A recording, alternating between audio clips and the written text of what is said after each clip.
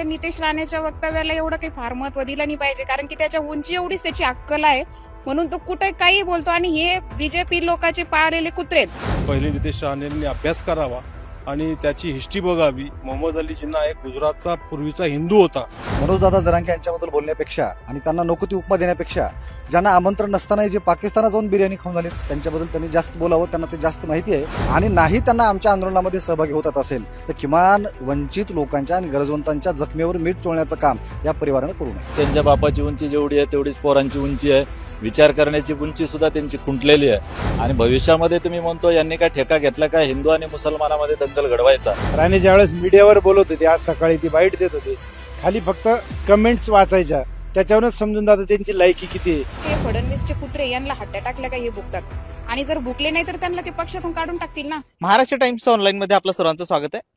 मराठा आरक्षणाचा मुद्दा गाजत असताना नितेश राणे मनोज जरांगेंवर वारंवार टीका करतात आणि आता त्यांनी असं म्हटलंय की मराठा आरक्षणासाठी जो काही लढा दिला जातोय मनोज जरांगेकडून त्याचा फायदा मराठा समाजापेक्षा मुस्लिम समाजाला होतोय. आणि जे काही मनोज जरांगे आहे ते मोहम्मद अली जिना आहे असा थेट आरोप त्यांनी केलाय. आणि यानंतर आता वेगवेगळ्या प्रतिक्रिया उमटताना पाहायला मिळतं. आपण छत्रपती संभाजीनगरच्या मराठा बांधवांची बातचीत करणार, नेमकं त्यांचं याच्यावर काय मत आहे. मनोज जरांगेंचा जो काही लढा सुरू आहे त्याबाबत नितेश राणे म्हणतात की त्यांचा जो लढा सुरू आहे त्याचा फायदा मराठा समाजाला होण्यापेक्षा मुस्लिम समाजाला होतोय.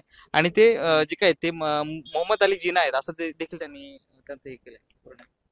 सर्वप्रथम मी नितेश राणेचा या वक्तव्याचा संभाजी ब्रिगेडच्या वतीने जाहीर निषेध करतो. कारण अशा पद्धतीचे कॉन्ट्रोवर्सी विधानं करून समाजामध्ये तेढ निर्माण करणे किंवा जे आंदोलन चालू आहे त्या आंदोलनाला गालबोट लावणे हा या पाठीमागचा हेतू दिसतो.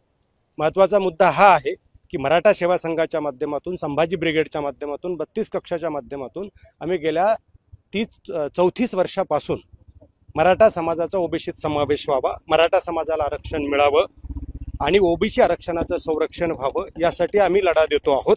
आणि तोच लढा आज मनोज जरांगे पुढे घेऊन जात आहेत. आम्ही त्यांच्या या लढ्यासाठी, या विषयासाठी, या मुद्द्यासाठी आम्ही सोबत आहोत. आणि असं वक्तव्य जर नितेश राणे करत असतील तर परत एकदा मी संभाजी ब्रिगेडच्या वतीनं त्यांचा जाहीर निषेध करतो. ते म्हणतात की मनोज जरांगेंच्या लढ्याचाच फायदा आहे तो मराठा समाजाला न होता तो मुस्लिम समाजाला होता. नाही, संभाजी ब्रिगेडची सेवा संघाची भूमिका ही सर्वसमावेशक राहिलेली आहे. आमची हक्काची मागणी आहे, संविधानिक आहे. कुणाला काय वाटतं याच्यापेक्षा संविधानानुसार काय आहे, कारण हा देश संविधानानुसार चालतो. ती मागणी आम्ही केलेली होती, ते पुढे ते नेतायत. आणि त्याचा फायदा जर संविधानिक मार्गाने ज्याच्यावर अन्याय झाला त्याला होत असेल तर त्याचा ते काय बिघडलं, त्यामुळे तो व्हावा अशी आमची अपेक्षा आहे. आणि जर होत असेल, जाट असतील, पटेल असतील, गुजर असतील किंवा अजून आरक्षण मागणारे धनगर समाज एसटीची मागणी करत असतील तर या सर्वच गोष्टीला ज्यांच्यावर अन्याय होत असेल आणि ज्यांचा तो संविधानिक अधिकार असेल त्यांना ते मिळावं.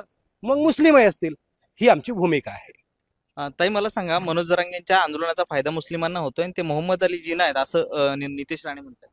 मला एवढंच वाटतं की आपण त्या नितेश राणेच्या वक्तव्याला एवढं काही फार महत्व दिलं नाही पाहिजे, कारण की त्याच्या उंची एवढीच त्याची अक्कल आहे म्हणून तो कुठे काही बोलतो. आणि हे बीजेपी लोकांचे पाळलेले कुत्रेत म्हणून या आंदोलनावर वारंवार बोलतात. त्यांच्यासारखे अजून दुसरे भरपूर होऊन गेलेले की ते मराठा समाजावर वक्तव्य करतात. मला एवढंच म्हणायचंय की आम्ही रस्त्यावरची लढाई लढणार आहोत. आणि जर आम्ही हे आंदोलन सुरू केलेलं आहे की मराठा समाजाला आरक्षण भेटावं, आणि अगोदर मनोज जरांगे यांनी सांगितलेलं होतं की जो समाज ज्या जाती आरक्षणापासून वंचित राहिलेला आहे त्यांना सगळ्यांना त्यांच्या हक्काचं आरक्षण भेटायला पाहिजे. म्हणून याच्यामध्ये काही असं वाईट नाहीये. मुळात मला हे सांगायचं की नितेश राणेचे म्हणजे नजर तशी आहे म्हणून याला त्याच्यातून तसं वाटतं आणि कुठंतरी मुद्दा भरकवाटायचं काम फक्त हा नितेश राणे करतो असं मला वाटतं. मनोज जरांगे खरंच मुस्लिमांसाठीच काम करताय असं त्यांचं म्हणणं आहे. तर त्यांचं म्हणणं आहे की मुस्लिमांसाठी काम करताय, खरंच तसं परिस्थिती आहे का? बिलकुल नाहीये. आता काय बोलताय? नाही, हे जे बोलताय हे फार चुकीचं आहे. मी तुम्हाला पहिले सांगितलं की त्यांची म्हणजे अक्कल शून्य झालेली आहे आणि आपण आता काय वक्तव्य करावं काय नाही करावं हेही त्यांना कळत नाहीये. मनोज जरांगे पाटील यांचा जर आंदोलनाचा जर फायदा मुस्लिम समाजाला होत असेल, मला असं वाटतं फक्त मुस्लिम नाही, जसं सरांनी सांगितलं सगळ्याच जातींना जर होत असेल तर ती एक चांगलीच गोष्ट आहे आणि मराठा समाजालाही त्याचा फायदा व्हायलाच पाहिजे असं मला वाटतं. नक्कीच सर्वच समाजाला फायदा झाला पाहिजे, जे गरजू त्यांना पोहोचला पाहिजे असं त्यांचं मत आहे. मला सांगा, मनोज जरांगे यांचा लढ्याचा जो फायदा आहे, जो काही त्यांचा लढा दिला जातो त्याचा फायदा मराठा समाजापेक्षा मुस्लिम समाजाला होतोय असं ते म्हणतात. हे अतिशय चुकीचं वक्तव्य आहे. आरक्षण हे कुठल्या एका जातीला मिळत नसतं, कुठल्या धर्माला मिळत नसतं. तर जो समाज सामाजिक शैक्षणिक आर्थिक वीक असतो त्या प्रत्येक समाजाला मिळतं आणि भारतीय सामाजिक दृष्ट्या जो वीक समाज आहे त्यांना जर मिळत असेल ती चांगली गोष्ट आहे. आणि नितेश राणे जे वक्तव्य करतात ते या समाजात या देशात या जातीय तेढ वाढवणे एवढाच त्यांचा उद्देश आहे. बरं हे जे काही ते मनोज जरांगे यांना त्यांनी उपमा दिली की मोहम्मद अली जिना असं त्यांना थेट म्हणलंय. आता या विषयावर बोललो तर खूप वादाचा विषय होऊ शकतो, पण मोहम्मद अली जिनाला निर्माण करणारे कोण आहेत हे पहिले नितेश राणेंनी अभ्यास करावा आणि त्याची हिस्ट्री बघावी. मोहम्मद अली जिना एक गुजरातचा पूर्वीचा हिंदू होता, त्यामुळे या विषयावर जास्त बोलत नाही. नितेश राणेंनी त्या विषयावर पहिले अभ्यास करावा आणि नंतर मोहम्मद अली जिनाचं नाव घ्यावं. नक्कीच अभ्यास करावा असा सल्ला दिलाय त्यांनी. मला सांगा मनोज जरांगे यांच्या आरक्षणाच्या लढ्याचा जो काय फायदा तो मुस्लिमांना होतोय असं नितेश राणे म्हणतात. पहिल्यांदा त्यांनी जी मोहम्मद अली जिनाची उपाधी दिलेली आहे त्याचा निषेध करतो.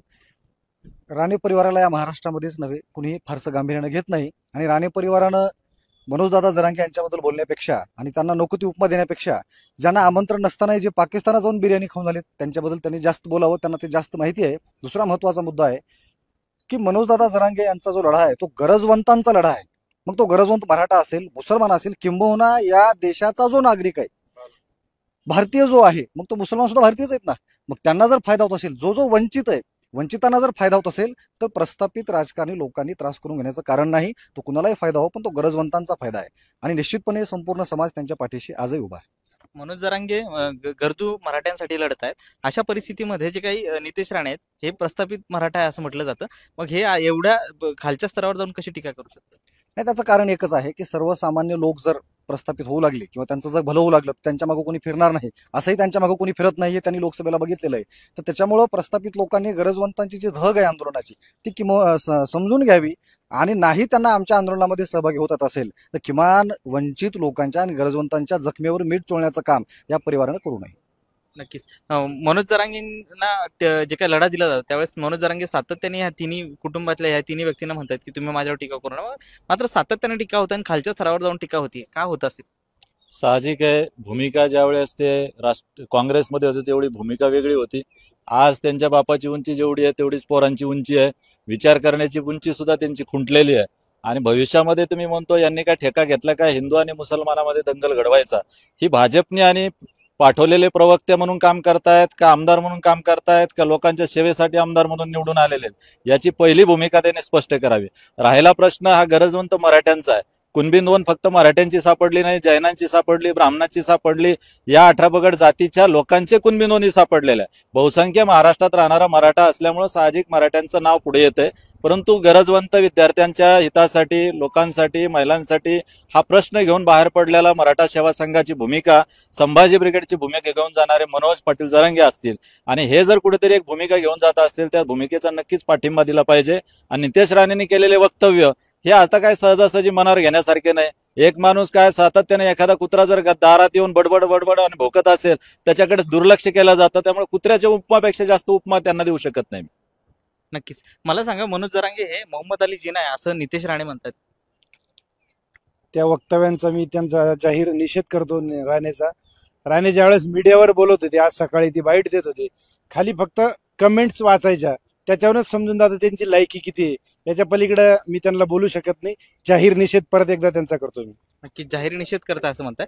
मला सांगा मनोज जरांगे तळागाळातल्या मुलांसाठी लढा देत असताना म्हणजे हे अशा स्तरावर जाऊन वक्तव्य करणं नेमकं याच्या मागची काय कारण असू शकतं? कारण की स्वतः देखील नितेश राणे हे मराठा समाजातून आहे, त्यामुळे अशा परिस्थितीमध्ये लढा देत असताना त्यांच्या एखाद्या व्यक्तीवर कशा खालच्या स्तरावर जाऊन टीका होऊ शकते? नाही, याचं जाणीवपूर्वक असं आहे की मराठा समाज हा संपूर्ण समाज मराठा समाजासोबतच बाकी जे काही सगळे समाज आहेत किंवा सर्व धर्मीय लोक आहेत, वंचित गरजवंत, हे सगळे मनोजदादा जरांगे कारण अत्यंत प्रामाणिक नेतृत्व आहे आणि यांना मागच्या लोकसभेमध्ये जो फटका बसलेला आहे यांना कुठेतरी भीती आहे की हे मनोज जरांगे नावाचा जो झंझावात आहे हा जर झंझावात असा चालत राहिला तर यांचं डिपॉझिट जप्त होणार आहे याची भीती आहे. आणि म्हणून जाणीवपूर्वक ते पढवलेले, समजा त्यांना जाणीवपूर्वक शिकवलेलं आहे आणि समाजामध्ये ज्यांना धक्का बसला लोकसभेमध्ये उघड आहे ना, ज्यांना धक्का बसलेला आहे आणि जाणीवपूर्वक आणि मुस्लिम समाज मोठ्या संख्येनं मराठा क्रांती मोर्चापासून सुद्धा मराठा समाजासोबत पाठीशी थांबलेला आहे.